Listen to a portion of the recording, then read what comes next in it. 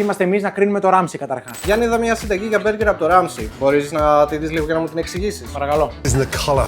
In we go. Δίνει πολύ καλό χρώμα στο μπιφτέκι από ό,τι βλέπω. Salt and pepper. Αλατίζει σωστά.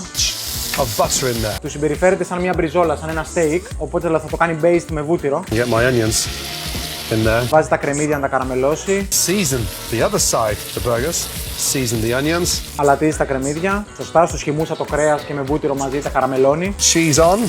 Season the cheese. Αλατίζει και το τυρί. Εδώ μπορεί να φανεί σε πολλούς περίεργο, αλλά το τυρί αυτό επειδή είναι πολύ γλυκό, είναι πολύ στοχευμένο το ότι αλατίζει και το τυρί. Little smear of mayonnaise. Μαγιονέζ στο κάτω ψωμί. Off butter lettuce. Touch of salt. Μαρούλι. Αλατίζει και το μαρούλι πολύ σωστά. Tomato on. Ντομάτα, λογικά θα αλατίσει και την ντομάτα. Of mustard. Όχι, πρώτα βάζει μουστάρδα στο πάνω ψωμί. Είδαμε ότι δεν αλάτισε την ντομάτα, αλλά υπάρχει λόγος, σου εξηγήσω μετά. I've got my pickles now. I sit on top. These onions. Bang.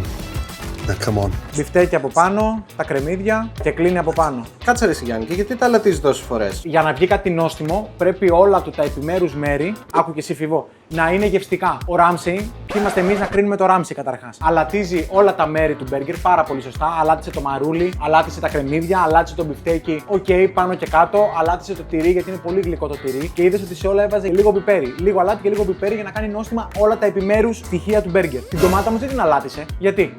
Γιατί έβαλε από πάνω την πίκλα που είναι ήδη αλμυρή. Οπότε ενώ η ντομάτα θεωρητικά από όλα αυτά που έβαλε ήθελε το παραπάνω αλάτι, επειδή έβαλε την πίκλα δεν έβαλε αλάτι στην ντομάτα. Του άρεσε το αποτέλεσμα? Εννοείται. Το μπιφτέκι του μπέργκερ δεν είναι ένα μπιφτέκι που ψάχνουμε τόσο στο σπίτι. Του συμπεριφέρθηκε σαν ένα κομμάτι κρέας, σαν ένα steak δηλαδή. Του έκανε αυτό που λέμε λάθος, το πολύ σωστό καραμέλωμα. Παρένθεση εδώ πέρα. Σταματήστε να χρησιμοποιείτε τη λέξη καραμελώνω όταν σοτάρουμε και όταν δίνουμε χρώμα στο κρέας. Για να υπάρχει καραμελοποίηση προϋποθέτει ότι υπάρχουν και σάχαρα. Το κρέας δεν έχει σάχαρα, οπότε δεν καραμελώνει. Είναι αυτό το χρώμα που λέμε οι μετουσίες των πρωτεϊνών. Η αντίδραση Maillard γνωστή σε όλους, το έχουμε πει σε άλλο βίντεο. Φιλάκια, Gordon Ramsay for the win.